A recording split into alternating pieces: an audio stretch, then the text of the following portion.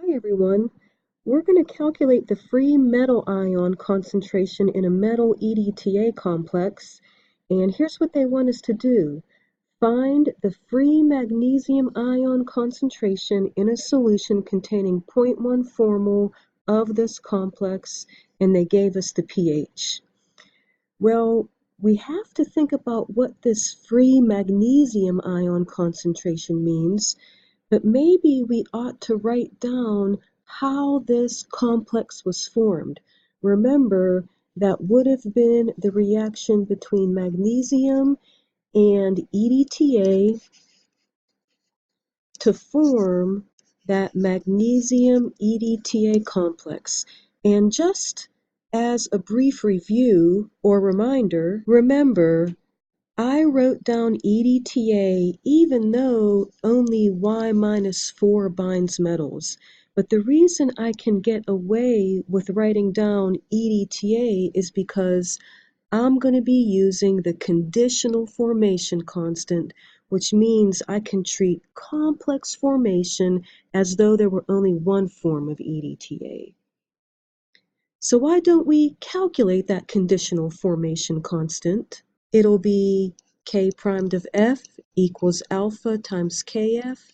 Well, alpha at a pH of 10 is 0.3, and they didn't give us Kf for this complex formation, but they gave us the log of Kf, so just take the anti-log, and you'll get 6.1 with an insignificant 7 times 10 to the 8th. Again, 2 digits in the mantissa of A mean 2 sig figs in your answer, and I got a conditional formation constant of 1.849 times 10 to the 8th. Wow, that is big. This equilibrium lies very, very far to the right. I bet if we had 1,000 of total magnesium ions, 999 would be bound by the EDTA and only one of them would be free. So this is the concentration that we're after. There's free magnesium and then there's bound magnesium. So they don't tell us anything about magnesium or EDTA. They do tell us the concentration of the complex. So I guess we probably will need an ice table at the very least to get us started. So remember, the initial condition would be before this complex has dissociated. So magnesium would be 0 and EDTA would be 0. But then the change is when a little bit of this complex dissociates. You don't know how much, so you call it X. You get a little bit of free EDTA and a little bit of free magnesium. So at equilibrium for magnesium, you have X for free EDTA, and 0.10 formol minus X for the complex.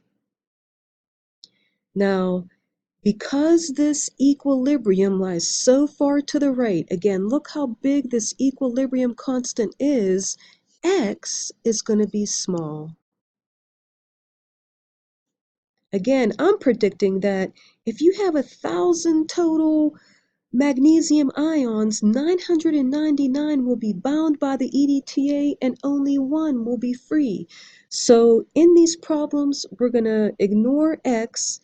And again, that is because the equilibrium lies to the right, and that's because of how large your equilibrium constant is.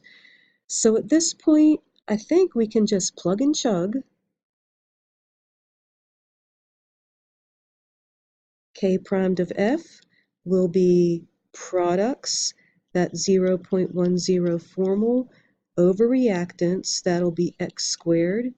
So solving for X, I think that'll be the square root of 0.10 formol minus that conditional formation constant, 1.849 times 10 to the 8th. And fingers crossed that we get a small number. I'm getting 2.33 times 10 to the -5th molar. Yes, that is very, very, very small. If you were to subtract this x from point 1, you would get point 1. It's negligible. And just to illustrate this, can we calculate the percent of the free magnesium in this solution? Well, that would be the part over the whole. The part is the free magnesium that we just got. The whole would be this concentration, the formal concentration. And I'm getting 0.023%, which means that for every 100 total magnesium ions, only 0.023 of them are free, or you would have 23 free magnesium ions out of 100,000 total. So my prediction here about having one free out of 1,000 was a little bit off. I was off by a factor of 100 or so. So we're going to be doing calculations like this when we do EDTA titrations. I hope you practice these on your own. This part of the ice table, I know, feels awkward, doesn't it? We're used to subtracting X from the reactants and adding it to the products, but we had to do the opposite here. So don't be worried about that. Don't panic about that. The problem still works out. So thanks for listening, and good luck as you try these on your own.